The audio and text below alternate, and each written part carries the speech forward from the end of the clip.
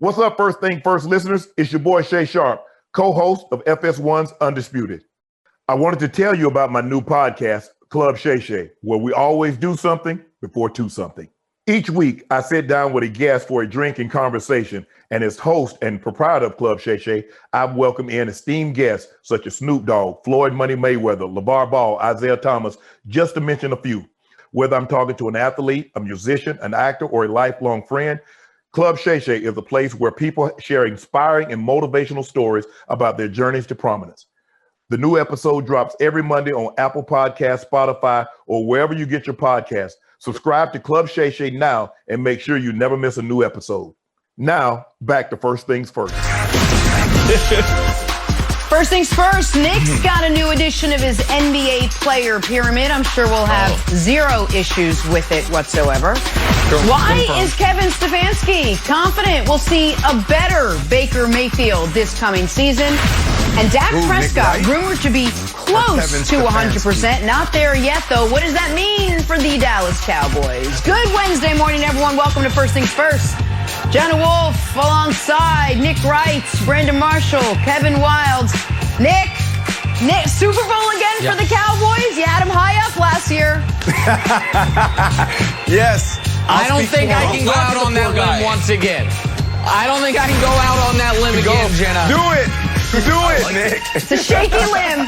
It's a real shaky limb, Nick.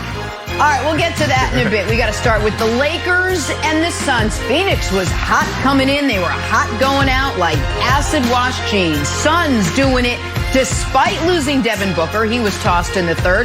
Suns doing it despite LeBron putting up 38 points. Phoenix Suns, your winner over the King and company. Hey, Brandon, did last night prove that LeBron James cannot carry this Laker team all by his lonesome?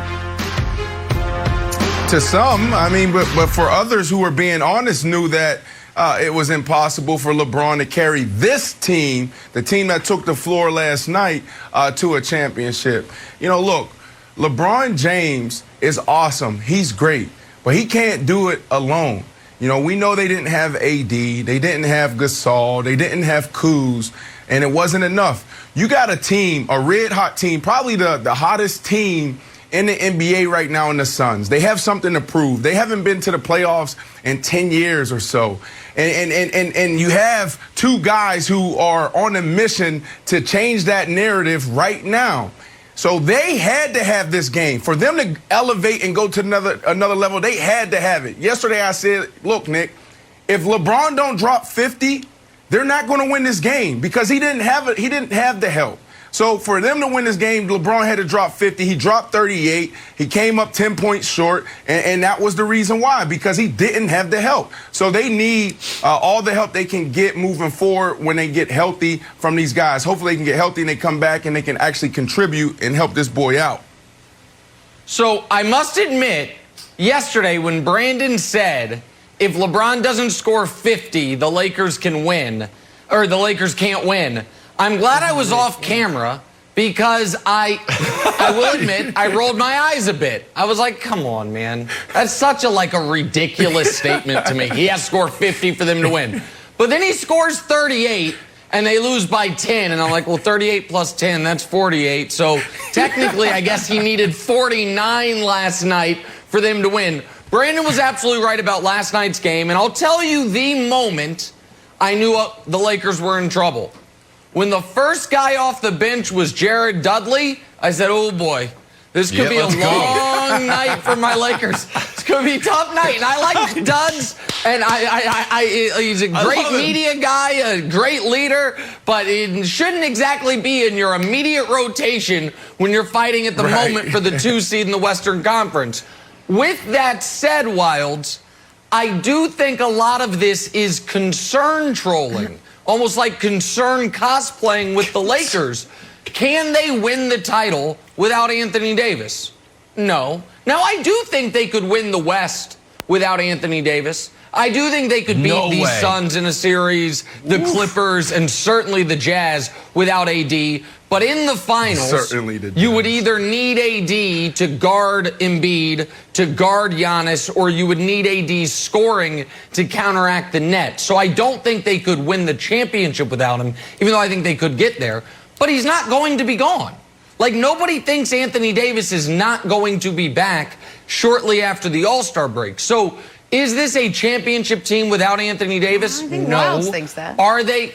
So, Wiles, you think he's going to be gone for a long time? You think that Anthony Davis is going to be gone for a while? I'm more nervous than you are, Nick. No, that's right, Jenna. I like to consider myself an empathetic guy. I'm a little bit of a worrier. I'm concerned. I don't consider myself a Laker concerned troll. Just like when my grandmother worries about me, I say, Grandma, stop trolling me. Like, stop sending me emojis and like get off social media trolling me because you're worried. Here's why. Here's why. The Achilles scares me to death. It scares me to death. The Lakers have played 36 games. He's missed a third of them. In the last 8, Nick, they're 3-5. He's going to miss a few more after the break. He's probably going to miss 3 more, maybe come back against Charlotte. So the lack of the offseason, I know we don't talk about it enough. I think it's a major issue. And just think best case scenario. AD is not coming back from, a broken arm where it heals up and he's ready to go. I still think we're going to see minutes restrictions. I still think we're going to see load management. And I know that we had your list of teams. This is why I thought last night was interesting. You have to worry about Denver. You're saying you don't have to worry about the Jazz, even though they're fantastic. You're going to have to worry about the Clippers. Now you're going to have to worry about DeAndre Ayton in the middle. And Jared Dudley's not the answer. So if maybe I'm a concerned troll, so be it. I just think of myself being like, a nice guy, worried about AD. Wilds, here's what I think. I thought everyone on this show said before AD was missing time, but he was consistently listed with the Achilles or the calf injury. And in fact, I know for a fact we had as a topic, what should the Lakers do with Anthony Davis? And every single person across the board said, be overly cautious. Rest him longer than you need to so he can be fully healthy. Now they're doing that, and you're like, oh, it worries me. Well, listen, the guy's got a sore Achilles. Will he come back and contribute, though? He wasn't playing well. Yeah, he has a sore Achilles, but when he comes back, who are we getting? What AD are we getting, Nick? Well, they had the best record in the NBA with him playing, even though he wasn't playing at an A+ level. So I think him coming back, they'll be just fine, Jenna. So there's another little wrinkle to this. While AD sits and rests and gets better, LeBron didn't travel with the Lakers to Sacramento for tonight's game against the Kings. LeBron getting some much-needed rest. Nick, how badly do LeBron and the Lakers need the All-Star break to maybe recoup, get healthy again, both him and AD? Well, I think it's a shame that LeBron's not playing tonight because it would be fitting if LeBron could have ended the coaching career of Luke Walton, the only coach he couldn't drag to the playoffs. And I think Luke Walton's probably not going to coach much longer than this evening. So it would have been nice if LeBron could have played. But Brandon, speaking of concern trolling, I am old enough to remember the concern being is LeBron playing too much. And so now LeBron, he was clearly worn down from playing all 36 games. That's why he only scored 38 last night instead of the 50 that you correctly called that he needed. So now he gets an extra night off for the All-Star break. I do think the break is coming at the right time for the Lakers, not because LeBron is tired, but because Anthony Davis would be missing the next 10 days either way. And so it's better that they only have one game over the next 10 days or so during the All-Star break, and AD gets the All-Star game off as well, obviously. Yeah, I just want to make sure moving forward that there isn't a double standard here, right? This sounds a lot to me like load management. Why is he taking a night off? That's the thing that we've been talking about all year. Oh, LeBron James should win MVP because all these other guys are resting. Sounds like he's starting that now. It sounds like he's finally embracing reality that he can't do it alone. So LeBron James taking his night off is telling us that he is tired, that he needs the rest, Wilds. So all this other stuff about, LeBron can play every single minute, he can play every single night, it's terrible thinking. But hold on. I can't let that stand. No one has argued he should play every single game. Nobody has argued that. And the idea, nobody has said you should play all 82. Yes, really. Show me the person. I'd like to find them. I'd like to know who they are because I haven't heard that or seen that. But there is a difference between your stance on why he should win MVP and why he's the greatest player is because everybody else takes nights off. You highlight James Harden. You highlight all these other guys. Well, not James Harden. You highlight, Joel Embiid. You highlight all these other guys, and you say, well, you know what? LeBron James is the greatest player because he doesn't take time off. We crushed Kawhi. We crushed the Clippers. Load management. So I don't care if it's one game. Why is he taking tonight off? Is he hurt? Is something going on that we don't know of?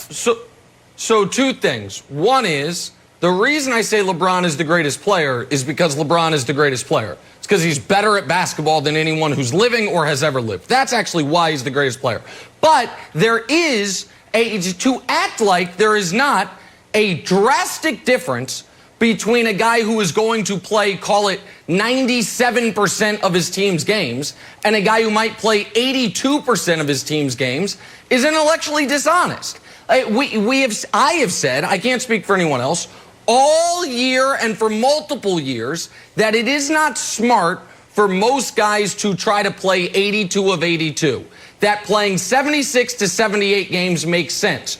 Kawhi got crushed last year and the year before because he was playing in the low 60s on an 82-game schedule. Well, Embiid, what hurts him this year is he's missed 20%. What makes you the sports scientist? Is it 76 games or is it 62? Like, yeah, Nick Wright, I respect you and I'm going to follow you when you give me statistics and you give me history on football and NBA. Yeah. But now we're talking about how many games a guy should take off. What gives you that credibility? Well, the fact that the history, you're asking me about the history of it. The history is load management, which was kind of created by the Spurs. Tim Duncan in year 18 was still playing 74 to 78 games. Nobody in league history prior to Kawhi 2 years ago in Toronto or 3 years ago had said, I'm going to sit out a quarter of my team's games. He then did it again with the Clippers last year, and it was clearly an issue. So that's the credibility. The credibility is what everyone in league history has done. Embiid's issue is not that he is taking nights off. Embiid's issue is he has to take the nights off because of the injury concern. And when you miss 20% of your team's games, of course that's going to impact your value to the team. But nobody went into this season saying LeBron James should play all 72, but I'm not shocked that LeBron James is once again in a position where if he does play all the games, he's chasing an MVP and being selfish. But if he takes a night off against Sacramento before the All-Star break, he's undercutting his own messaging to the team. I'm not surprised that damned if you do, damned if you don't, Jenna. You know what that is, Nick? Intellectual honesty. That's what it is right there. Hey, I got a tip for you as we head to break. Download the Fox Sports Super 6 NBA contest. Your chance to win $25,000. All you have to do is correctly predict the outcome of 6 of today's NBA games. That's it. More information, you can always check out the Fox Sports app. We got to take a break. Much more First Things First right after this. Hey, First Things First listeners, I wanted to tell you about our brand new Fox Sports app and website, foxsports.com, reimagined for the modern sports fan. Go ahead, download the new app right now. You don't even have to pause this episode. Every day on the new app and website, you'll see the top stories in sports, plus a rich world of written content, videos, social media, and analytics to give you a 360-degree view of the most important stories of the day. Streaming live TV has never been so easy or elegant. Every Fox Sports game, including all pregame and postgame shows, as well as the televised version of this show, just a click away. For the extra invested fan, we also go deep with real-time wagering lines, trending prop bets, win probability, and key player projections. So download the new Fox Sports app or visit www.foxsports.com. All right, we got to take a turn back to real sports with real whistles and real refs. Dak Prescott and the Dallas Cowboys Cowboys coming off a season to forget, but I'll remind you, because that's my job. Cowboys, they lost Dak in week 5. Then they just kept losing right through the season, even in the worst division of football. So here we are, folks. Another offseason. Dak's still unsigned, but at least he appears to be healthy. According to reports, Dak could be 100% healthy by April. So, all right, April. Nick, if that's the case, if Dak is 100%, what is his ceiling with the Cowboys this season? Listen, I think Dak can be a top 10 quarterback, but I'm going to take this conversation in a different direction. I think we talk a ton about Dak Prescott, and yet we haven't talked enough about the most important story involving Dak Prescott over the last month, which is that 2 months ago, he had a second ankle surgery. And that we now sit here in March and they're like, oh, no, don't worry. He's going to be 100% in April. And Brandon, they were very careful in their explanation for his second ankle surgery. They were like, no. Had nothing to do with the first injury. It's while we were in there looking at the first injury, we saw some other things we needed to clean up. And my concern with Dak is multi-layered, Brandon. One is that he still is not able to fully practice, fully play, and we're into March. And the other is, and this is going to sound a little counterintuitive, but how healthy he has been throughout his entire career could potentially work against him in this regard because he has no history of missing time due to injury. I looked it up. The last time he didn't play regular football was when he redshirted at Mississippi State. It's been a decade. And so he hasn't dealt with injury. He hasn't dealt with being away from the team. I know he's with the team rehabbing, but all of that concerns me to a degree. And the second surgery, and I know you suffered an injury similar to Dak's, not quite as traumatic, but the second surgery to me is not a blaring red flag or red siren or whatever, but it's concerning. It's something that I think you need to monitor until we see video of him, either 100%. tug-of-warring with a lion or box jumping with Myles Garrett. True. We need to see something before I'm, going to say he's going to be fine, Brandon. Yeah, no, you're completely right. I mean, this type of injury ended my career. 2018, Week 6, playing against the San Diego Chargers in MetLife. What happened? 3 of our receivers went down. I went down with the ankle, snapped my deltoid, something that you're not supposed to snap. Odell Beckham Jr. went down, snapped his deltoid, and had a similar injury, a compound ankle fracture, similar to Dak Prescott's ankle hanging to the side. I don't know if you've ever seen it, but Google it, YouTube it. It's gruesome. It doesn't look great. And Sterling Shepard also went down with an ankle. This is something that is serious. Now, look, nobody's ever going to be 100% healthy in the National Football League. You don't have to break a bone. You don't have to have some type of pulled hamstring. Like, it's tough. I've always said that the great players find a way to continue to produce at a high level, dealing with something. We never know what these guys are dealing with. Look at Tom Brady. Tom Brady had to have surgery after the season.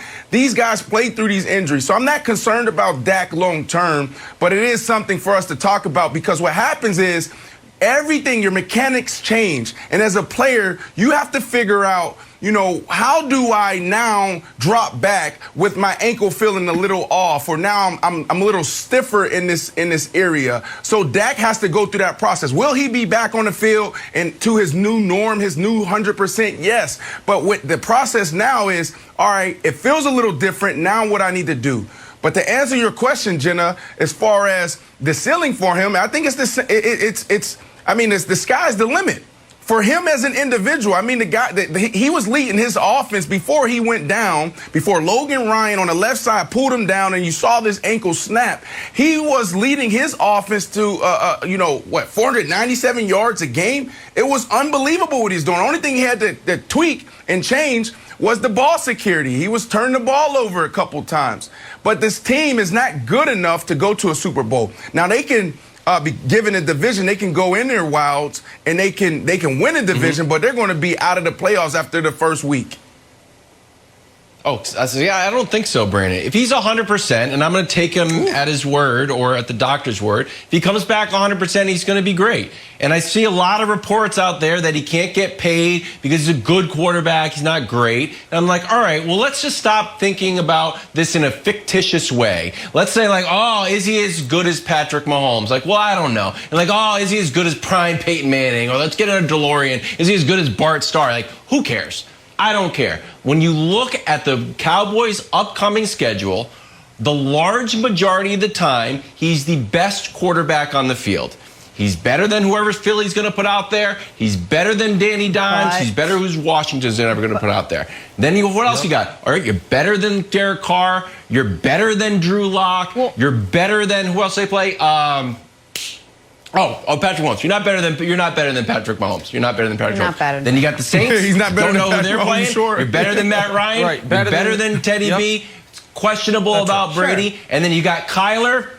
I think he's better than Kyler, and you got Kirk Cousins. So 13 times, he's going to obviously be the best quarterback on the field. You got Kyler that you can have a debate. You got Brady and Mahomes. So he should be paid like that. He's not just a run-of-the-mill quarterback. The Cowboys, when they step on the field, Nick, they can win every game. And there's a lot of teams in the league when they look around like, oh my goodness. You know what? I think our quarterback is holding us back.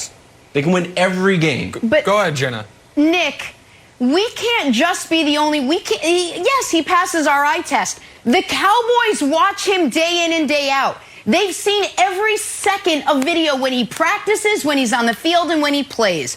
There's something there that's holding them back. If he really is better than all the guys that we've mentioned, that's keeping them from paying him like he is that good.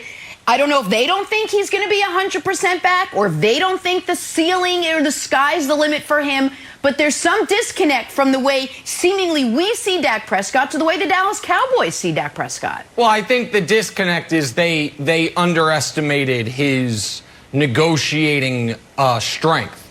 I think they thought he would fold his hand like I thought he would fold his hand prior to last year. I think they believed he was going to accept their last best offer, and he didn't.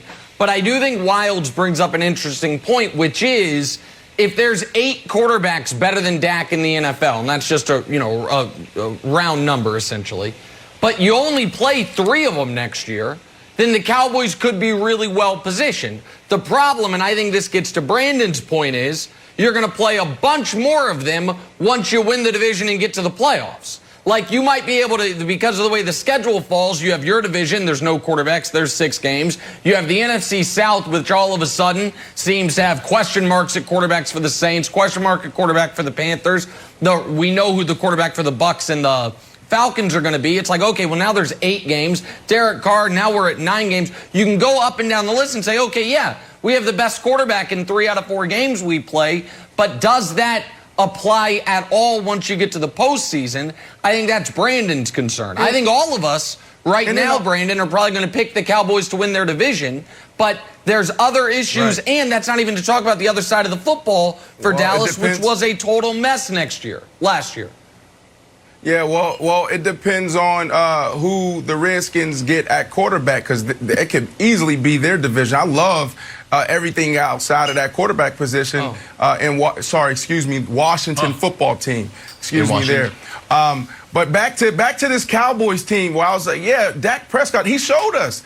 I mean, he was literally, that offense was literally averaging 497 yards. Total offense. That was ridiculous. But they were turning the ball over. Ezekiel Elliott, like, what type of Zeke are we going to get? What type of offensive line are we going to get? Are these guys going to come back healthy? And then also this mentality that they had on the defensive side. They fire their coach. They bring in Dan Quinn. We know what we're going to get out of there is the Seattle Seahawks defense. And then that mentality is, well, we don't go 100% on every single play. Remember we had that discussion when everybody was talking about the Dallas Cowboys and the Xavier kid? So like Dak can go out there, Nick, and he can play lights out and they can still lose. Do you trust McCarthy in clutch moments to get it right? The other part. I just don't know. I don't believe in the Cowboys right now. Yeah. All right, we got to take a turn. We got to talk some basketball. Nick, Our guy Nick's got a brand spanking new edition of his NBA player pyramid. I can't wait. It's going to get unveiled. I can't imagine anyone has any issue with it. It is next. This is First Things First. Hey, First Things First listeners, it's Charlotte Wilder here to tell you about my new podcast with Mark Titus called the People's Sports Podcast. It comes out every Thursday, and Mark and I take one of the big stories of the week, and then we go off on tangents you never saw coming. This might mean that we start talking about the Dodgers winning the World Series and end up wondering if Knicks fans deserve happiness. Or begin with LeBron's greatness and end up drafting our ultimate beer league softball team made up of old athletes. Whatever it is, the only rule of the show is that it has to be fun and funny, because these days we could all use as many laughs as we can get. So check it out wherever you get your podcasts and come down weird sports rabbit holes with us. We can't wait to have you. Now, back to First Things First. Back here in First Things First. What time is it? Hey! Oh, I know. It's time for Nick's NBA player pyramid. Okay. Last time around, LeBron was all by his lonesome at the very top. Things have since changed. Joel Embiid's having an MVP season. The Joker is leading Nick's medal standing. So, Nick, buddy, where does everybody stack up right now? All right, first, No let's pressure. show you who's in, who's out. 4 new additions. That means 4 people have to leave. If we can start there, Julius Randle. Better than prime Chris Bosh. I'm told he's on there. Tobias Harris, 3rd best player on the best team in the East. He's on there. All-star Vucevic. And everyone thought the Spurs were going to be terrible.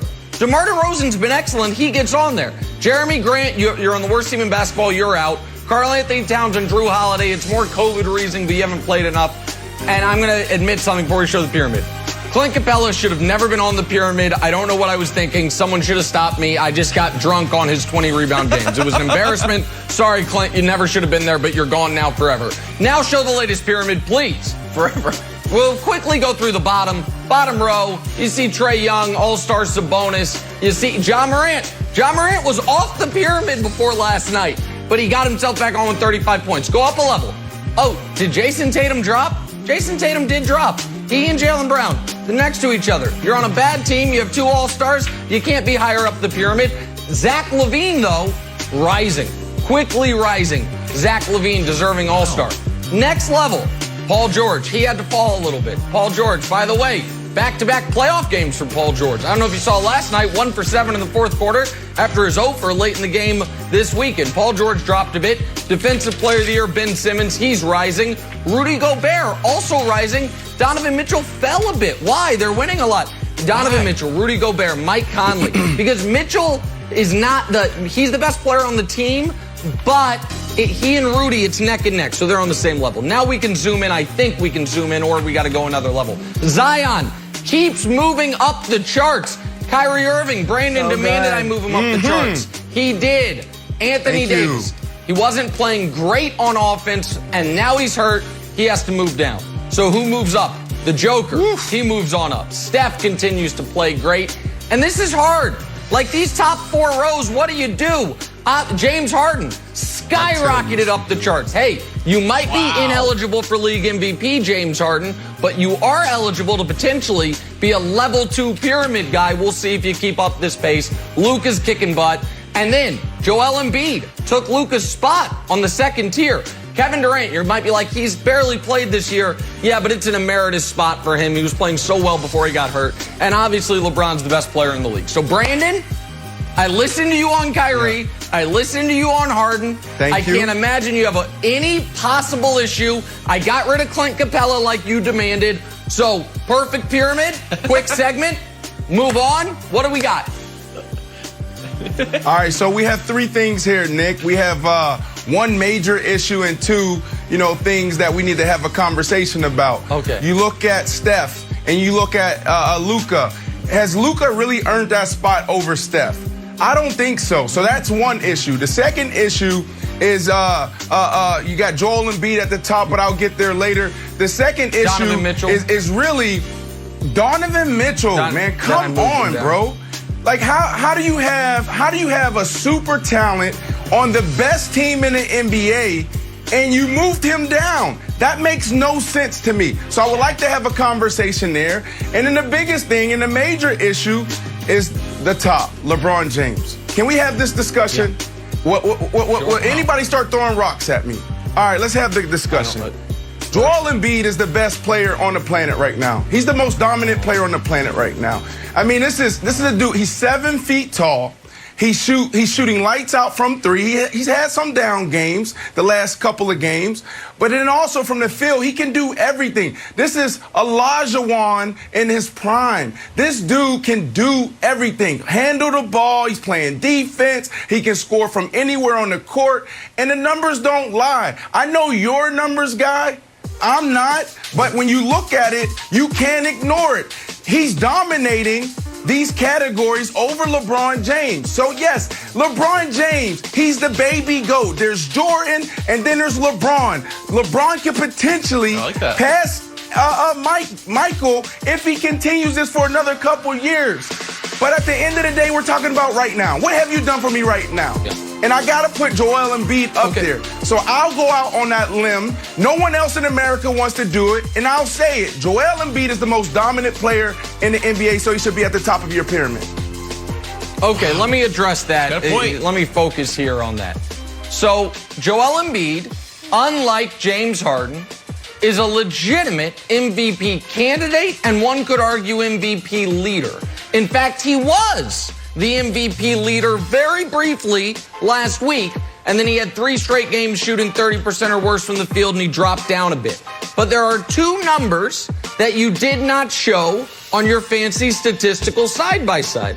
One is team record, where despite the Lakers' recent swoon, despite Anthony Davis being out, the Lakers in the far tougher conference are still playing better than the Sixers over the course of the season. And the other one is 4th versus 69th. And that is minutes played. And as far as your ability to impart value on your team being out there, 3 guys in the league have played more minutes than LeBron. 68 people have played more minutes than Joel Embiid. Now, if he's able to play the entire second half of the year or most of it, he could overtake LeBron. It's very, very close. But right now, the pyramid's obviously at the top, 100% correct. I respect your opinion here. You just happen to be totally wrong. Go ahead, Wilds. Oh, my turn? Well, Nick, I thought you brought up some very interesting points. And Brian and I, fresh from the wind turbine, he is now healed.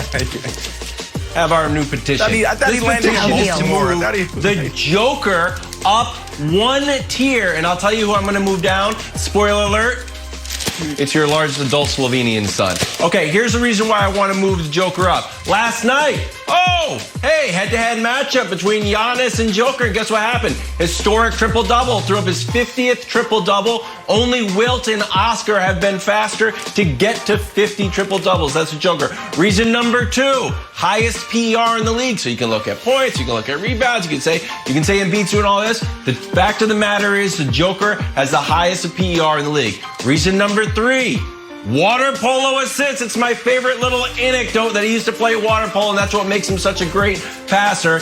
He's averaging 0.4 assists less than Luka, but he's a center. If he keeps this up, he was leading the league for a while, he would set the record for assists as a center. And then finally, I'm also going to do it. We put up head-to-head Luka versus Joker. Because I remember, I'll do it in my Nick impression, I'm old enough to remember 30 seconds ago when you can look at a team where you say like, oh, I know the numbers are better, but the team's record is better. Well, look, the Nuggets should probably be higher, but so should the Mavs. Joker has a better record. So for those reasons, and I know you should actually probably recuse yourself from the pyramid when you're talking about your own son, but for those reasons, I think Joker and Luka should flip-flop. Take your own personal feelings out of the. We have to go back to both the Wilds full screens. Go back to both the Wilds full screen. Show me either one, because I can deal with both of them. On the statistical full screen, it's very interesting. You would be like, hey, here's why Joker should be ahead of him. I know he's averaging fewer points and fewer assists, but he's actually better. That doesn't really sway. What? I'm sorry? Is it not fewer? Are my eyes bad? Point, and I feel like I have good eyes. He's the center. He's not the point guard. He's the center. So, well, that that, my friend, undercuts your other full screen, which is show me his petition. Because of all of, what's your crow's name, Wallace or something? Of all of these, only one of them, Brian. only one of these things has anything to do with this year. Petition reason number 1, historic triple doubles. That has to do with things he accomplished his rookie season. Who cares? The water polo passing record might be the dumbest sentence ever put on sports television. So the only thing that actually applies to this year is the efficiency. And PER, we know, I like it, greatly favors big men because it rewards you for rebounding and it rewards you for a high field goal percentage. As far as the record goes, the Mavs have a whole one more loss than the Nuggets, despite the fact that Kristaps has been out and the Nuggets have Jamal Murray, Michael Porter Jr., and a far better roster. So for all those reasons, and Joker's been awesome, Luka's been the better player. Joker's been awesome, but Luka's been the better player. All right. Sorry. For the record, Nick, once dated a water polo player, also a good basketball player. Just letting you know. We got to get back to football. J.J. Watt wasting no time making friends with Cardinals. Very friendly bird, the Cardinal. Here's J.J. meeting his pass rusher partner, Chandler Jones, in Arizona. 55 and 99. Yeah. What's the number? What's going on? I spoke to his daughter today, and she gave me permission for it, so we're good to go. It's amazing. I love it, man. It's great.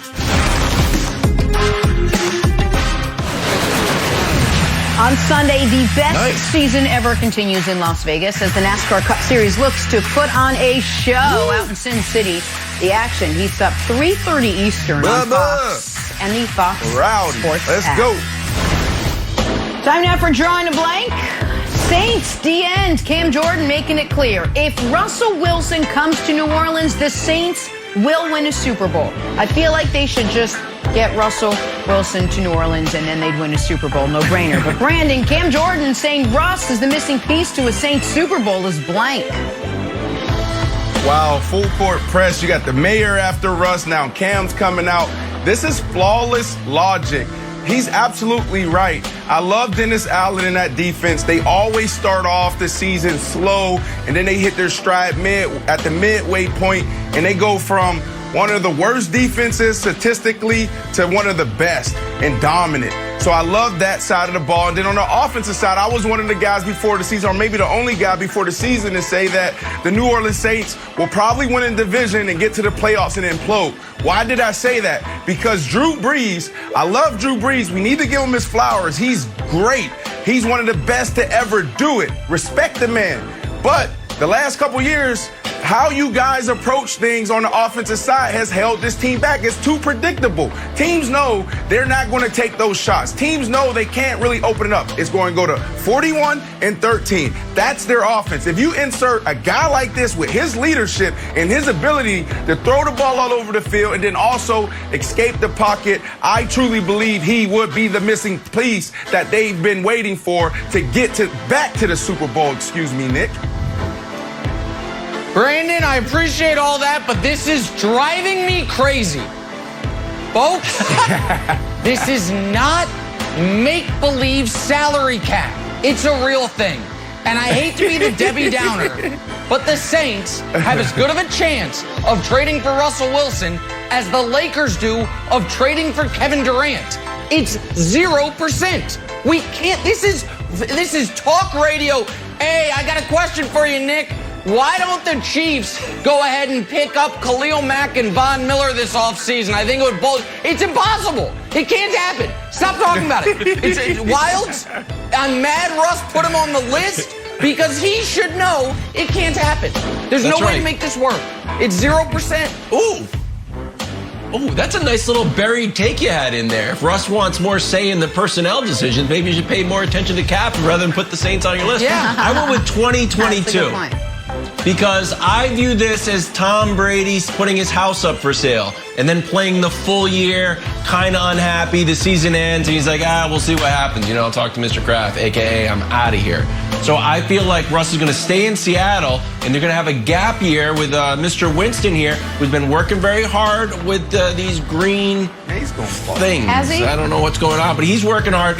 One gap year, Russ is going to not flame out, but it's going to get worse in Seattle. Then he can come clean up the cap. They call those things what do they call dummies.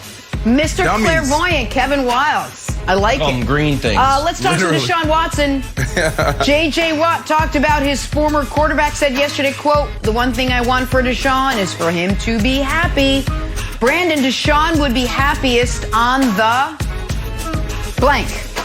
The first one-way ticket out of Houston. That's the answer. It's that bad there. I threw this out there last week, but it's something I've been holding on to. This dude was uncomfortable in the building during the season.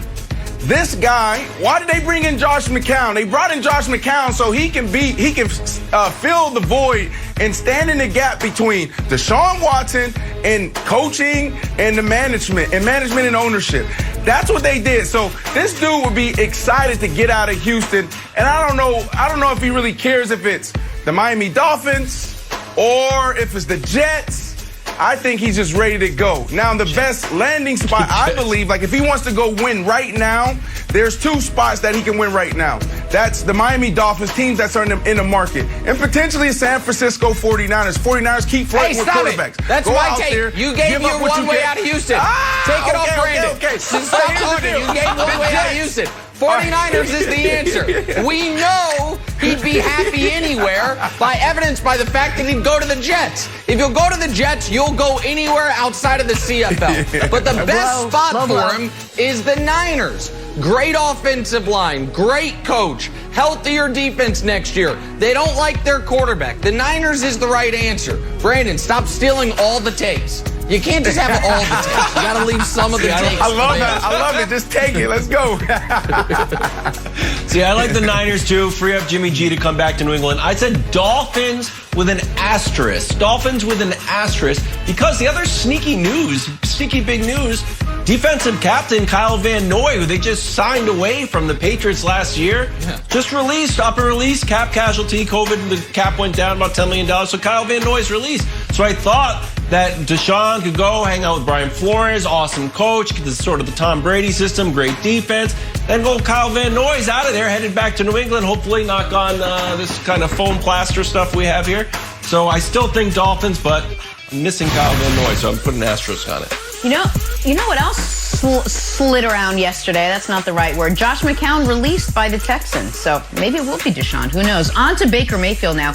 Browns coach Kevin Stefanski said he knows that Baker can, quote, continue to get better as he moves into year 4. Brandon Marshall, the pressure on Baker Mayfield in 2021 is blank. This is make-believe. Look, guys, if you want to see a fight between two co-hosts, then you just turn on First Things First when we're talking about Baker Mayfield and the Cleveland Browns. Jenna, I'm sorry, but next year when we're talking about the Cleveland Browns and me and Nick Wright get into it, please do not push the conversation forward. Let us go at it because this is all Nick Wright. Nick Wright is the only one in America that is talking about Baker Mayfield in this way. He cannot win a Super Bowl. This is all make-believe, and it's starting by this man right here, Nick Wright. Make-believe. Yes. See, that's very interesting because Brandon made his answer about me, and my answer is literally about Brandon because the pressure on Baker Mayfield in 2021 is up to Brandon and to a degree Colin Cowherd. If Brandon and Cowherd want to continue to be unfair to this bastion of Americana, Baker Mayfield, #1 overall pick, Heisman Trophy winner, just whooped the Steelers in the playoffs, tried to force Big Ben into retirement. The only reason Ben's coming back is because he can't have his final game being Baker dog walking him out of Heinz Field, then so be it. That's fine. But Baker has obviously proven himself in this league. They won a playoff game, they won double-digit games, and next year, if we're going to be fair to him, there's not a lot of pressure on him. But we probably won't be fair to him. By we, I mean Brandon and Cowherd. So he's going to continue to feel immense pressure. And then he's going to rise to the occasion, as he always has, Kevin Wildes. So unless Brandon just wants to be fair to him, that's up to him. Early prediction? Early prediction? Brandon, give me your wide receiver take on this. When you look at the stats, and I specifically did not ask for the stat panel because I think it's a little unfair. Baker's numbers are better without OBJ than they are with OBJ. I think it's just because it's kind of the season went on, their offense got worked out. But OBJ's got a decent cap hit. It's like $16 million. We know there's a lot of teams in the market for a free agent, and the market hasn't been super hot. Godwin's like, I'll just probably get franchised. We haven't seen anything else happening. Thanks. Do you think OBJ or the Browns should move OBJ? Absolutely. It's not a great fit. And as a superstar wide receiver, that alpha number one wide receiver, you put pressure on young quarterbacks.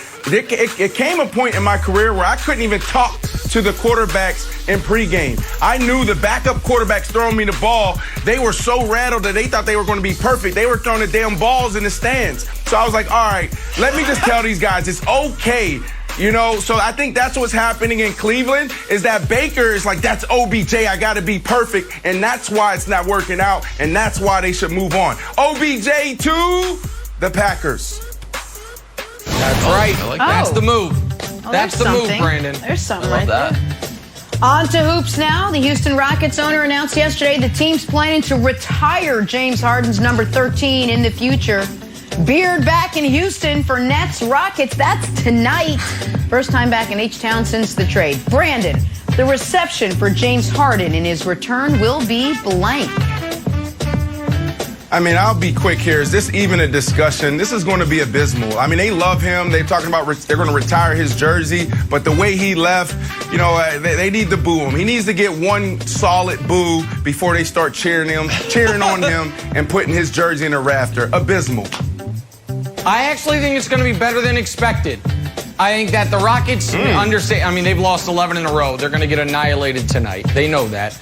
But Harden was excellent. Not only the second best player in franchise history. No disrespect, Moses Malone. Wasn't there long enough. But he also was great in the community.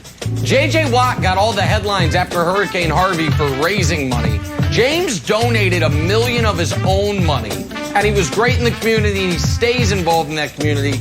I actually don't think it's going to be like when Vince went back to Toronto, Wildes. I think it's going to be a decent reception for him tonight.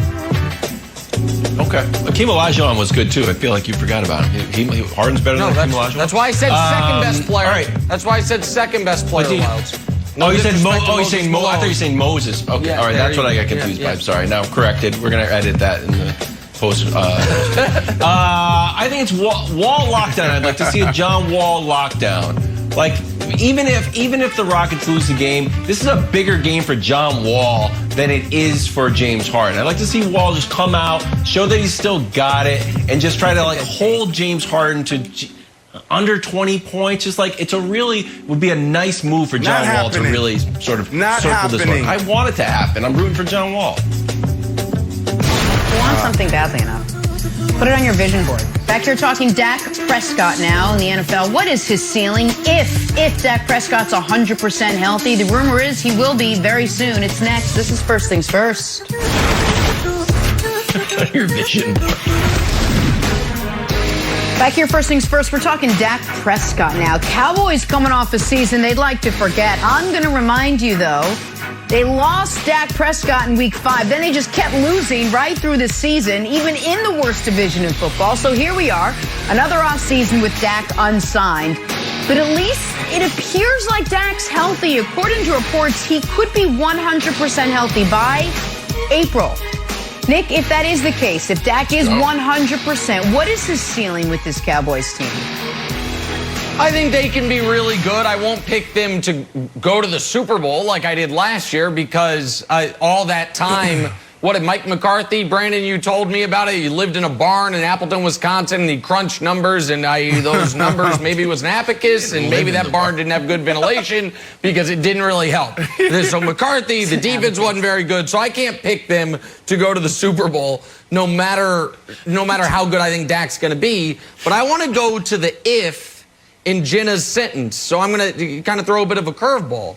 Jenna, if he's 100% healthy, Brandon, how concerned should I be by the report that, no, Dak's going to be healthy. He's not yet, but give it another month. And then the report from a few weeks ago that, Dak had a second ankle surgery. Now, it's on the same ankle, but it's unrelated to the first injury to clean some things up. So, Dak's never missed time due to injury in his athletic career. The last time he missed any games, it was because he was redshirting at Mississippi State a decade ago. So he doesn't have a history of going through rehab, being away from the team in that capacity. And now he's had 2 surgeries after being really clean injury-wise, dating as far as the records exist. I couldn't figure out if anything had happened to him in high school. So, what's your level of concern about his health before we even get to if he is healthy, how good they're going to be? Nick, that's a great point. I mean, from a structural standpoint, he'll be fine. Like when you talk about the second surgery and the cleanup, what happens is, and we don't know all the details. I mean, maybe someone else do, but I couldn't find it. I don't know if they went in and put screws in that tibia and fibia to really make sure that those bones heal the right way. And then they do this other thing where they call it like a wire. They take your ankle and they wrap it super tight. Why is that important? Because from a structure standpoint, you'll be fine. You won't have any pain, but you lose mobility. You lose some mobility. You lose some stability. So we don't know. Everybody's rehab process is different. It depends on how Dak responds and how he actually adapts to his new body. Like they keep saying 100%. He'll never be 100% again. There's not one football player or one NBA player, WNBA player that's 100% healthy. The good players, the great players, what end up happening is you figure out how to produce at a high level even when you're hurting, even when you need a surgery. Look at Tom Brady. Tom Brady just had a knee surgery. Those are things that we don't even think about. Those are things that we don't even know when we're in the moment and in the season what these guys are dealing with. So, Nick, it's a great thing, and the honest answer is we don't know. Right, but if you assume that we buy this report at face value, that he's going to be 100%, I think his ceiling is astronomically high. And I've heard people on other shows and on the radio saying like, well, let's go into a DeLorean world. Well, would you pay Dan Marino that much money? I don't know. Is he as good as Patrick Mahomes? Like, let's just deal in the real world. And here's the real world, Nick. The large majority of the time when Dak Prescott and the Cowboys step on the field, he is the better quarterback. And we look at it through game by game, who their opponents are. There's just twice where you're like, maybe Dak's not the best. Here we go. NFC East. Is he better than Jalen Hurts? Yup. We don't even know if Jalen's going to be starting. Is he better than Danny Dimes? I love him. Yep. But yes, Dak is better. How about this fictitious person who doesn't even get a helmet or is not even throwing the ball? Yup. You're better than Washington, QB, TBB, whoever that's going to be. Who else do they play next year? Let's advance the folding. Are you better than Carr? Yup. Are you better than Bitcoin Herbert? Right now you are. You're better than Drew Lock? Look, I love the sort of the Toy Story. Doo, doo, doo, doo. I love that, and I love that you're rapping a young Jeezy on the sidelines, but guess what? Dak Prescott's better than you. Better than Mahomes? No. First strike against you. Who else are you playing in the NFC? A whole bevy of guys. Are you better than Tom Brady? Let's say no. Better than Teddy or Kirk Cousins or Kyler Murray? Coin flip, I say yes. Matt Ryan or whoever the Saints are putting out there? Yes. So, Nick, I can guarantee you for at least 12 games, Dak Prescott is going to be the better quarterback on the field. Kyler's a coin flip, and I'll give you Tom Brady and I'll give you Patrick Mahomes. But he's obviously in the upper echelon of quarterbacks. I don't know why there's any reticence for people to say it out loud and pay him as such. He's a great quarterback, and the Cowboys are going to be great next year. And if they're not, it's not going to be his fault. Oh, great. Oh, my goodness. They are. So, Brandon, I want to stay on Dak, though, for a second. Because, Brandon, I know you have your concerns that even if Dak is phenomenal, the Cowboys might not be. Right? And you've illustrated those, and they're very well stated. But I want to stay on Dak and ask you this, because Wilds lays out the quarterbacks that he's going to be better than, and I think in large part he's right. Herbert might be better than him next year, but set that aside. A dozen out of the 16 games, Dak will probably be the better quarterback. Why do you think there's hesitancy for a lot of football fans on calling Dak a great quarterback? Because he does have great numbers. Yeah. My theory is as simple as this, Brandon. I think people look at his arm and the eye test is like, he's good. I think it's just your gut feeling when you watch him compared to when you watch even what Wentz once upon a time was. It was like Dak had better numbers. Doesn't matter. It's just the feeling you get. Do you think that works against Dak in the narrative conversation? Is people just doubt if he has an elite right arm? No, look, I can go back to the Atlanta Falcons game and CD was lined up on the right side, or it was Cooper, and he ran a skinny post, 7-step skinny post planted on his right foot, hit it right to the near upright, and there was a corner and a safety, and he threaded the needle. And in that moment, I said, yo, this dude got it. He can throw it. Because up to that point, since 2016, this has been like a superstar game manager. That's who he's been. Right. Since 2016, he's averaged over 3,000 yards. But last year, he was on pace to do something that we may have never seen before. They were averaging 500 yards of total offense. And so I think he was changing the narrative before he got hurt. The only thing that he needed to look at, that he needed to adjust was those damn turnovers. If he did that, now we're talking about him being a top 5 quarterback last year, Nick. And I do think, Wilds, your first graphic was the most important one, because it doesn't so much matter how he compares to the other 10 games on his schedule. They so clearly have the best quarterback in the NFC East. They enter the season at a massive advantage, with the one question being, Jenna, what is Washington going to do at quarterback? All right, we'll wait and see what happens with Dak. We got to go. We'll see you tomorrow. Undisputed starts right now. Have a good one, everyone.